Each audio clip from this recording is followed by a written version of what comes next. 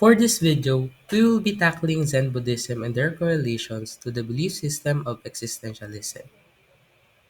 Keiji Nishitani was a prominent figure in the Kyoto school and one of Japan's most significant and innovative philosophers of religion. He studied under Keitaro Nishida, the school's founder, and spent 2 years in Germany consulting with Martin Heidegger.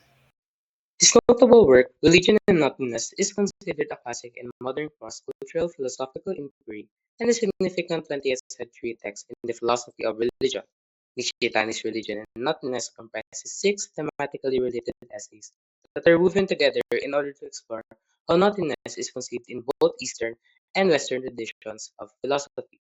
The main thesis for the book, as understood by Nishitani's translator, John van Bragg, and the summarized remarks is that Eastern nothingness differs from Western nothingness, with Eastern thought viewing nothingness in a productive kind of emptiness, while the Western thought viewing nothingness in a pure negative kind that leads to meaninglessness and nihilism.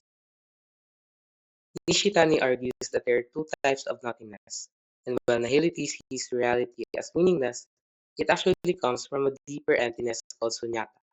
Sunyata merges all opposites and differences into a single, unified whole.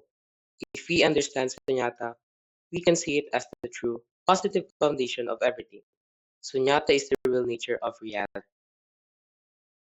In Buddhist philosophy, sunyata refers to the concept of emptiness and voidness. It is considered the true nature of reality instead of being a denial of existence. Sunyata means that all things come from a state of undifferentiated emptiness, where there are no separate entities or distinctions.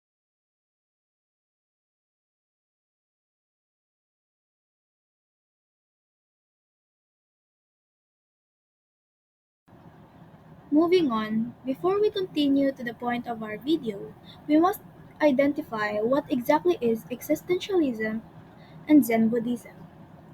Existentialism is a philosophy and belief of human nature that identifies people as having free will to determine the course of their lives.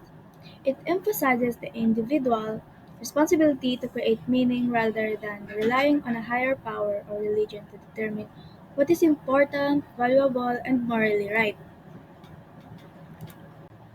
A notable figure in existentialism is Martin Heidegger, a German philosopher whose work is perhaps most readily associated with phenomenology and existentialism.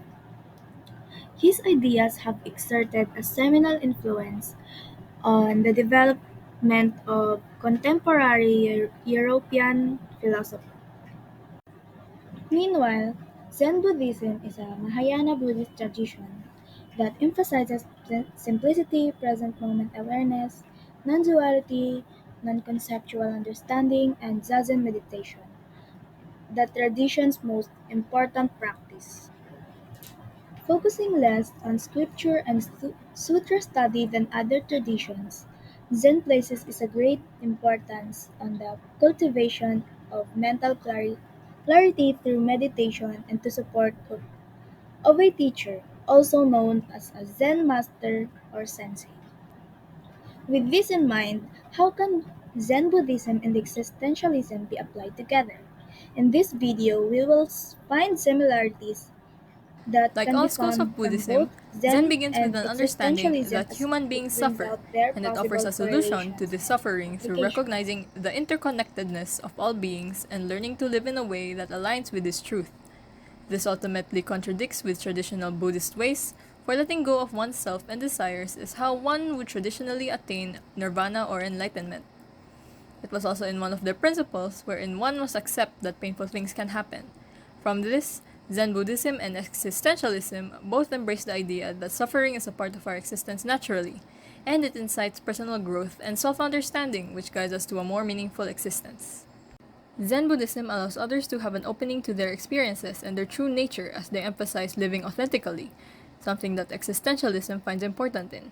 Furthermore, Zen emphasizes living in the present or living in the moment, which can be identified from one of their principles wherein one must be in the present and be mindful.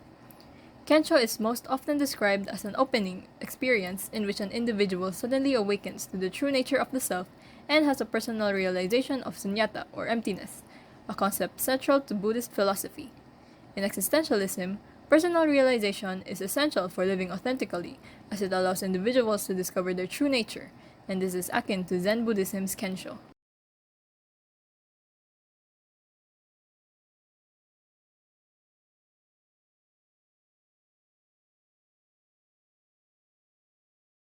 As mentioned before, Zen Buddhism begins with an understanding that human beings suffer, and they provide a solution with the recognition of interconnectedness of all beings and learning to live in a way that aligns with this truth. And as such, this can foster meaningful relationships with other people. To add more, Zen also emphasizes free action and the pursuit of spiritual growth and has a long history in Japanese culture. The term jiyu is used to express the idea of freedom, which is derived from the Chinese characters ji meaning self on its own and yu meaning out of. In correlation to freedom and connection, the same can be applied for existentialism, for they often highlight the freedom of individuals and the importance of having relationships and being connected with the world. They especially emphasize freedom and how it is up to the individual to make their own identity through choices and actions. I would like to add a quote that belongs to a book that's actually relevant to existentialist literature. For this book explored the concept of anxiety of choice with the main character, the underground man, who recognizes that freedom is the highest value and the most advantageous advantage for human beings, but at the same time realizes there is no way of knowing what might come of our choices. This book is none other than Notes from the Underground by Fyodor Dostoevsky, where it says here, what man wants is simply independent choice, whatever Zen that master independence may Dogen cause and coined the whatever it term may lead. being time, And the choice, or of course, uji, the devil to only emphasize knows the what choice. interconnectedness of being and time. Being cannot be apart from time, and time cannot be apart from being. This is a concrete spatialization, temporalization, being time, that is experienced directly without any intellectual abstraction, that reflects the Buddhist principle of permanence or temporality, which states that everything is constantly in flux. The term being time can correlate to Heidegger's temporality, wherein the existence of Dasein is based on the structure of time as we experience time as beings in the world.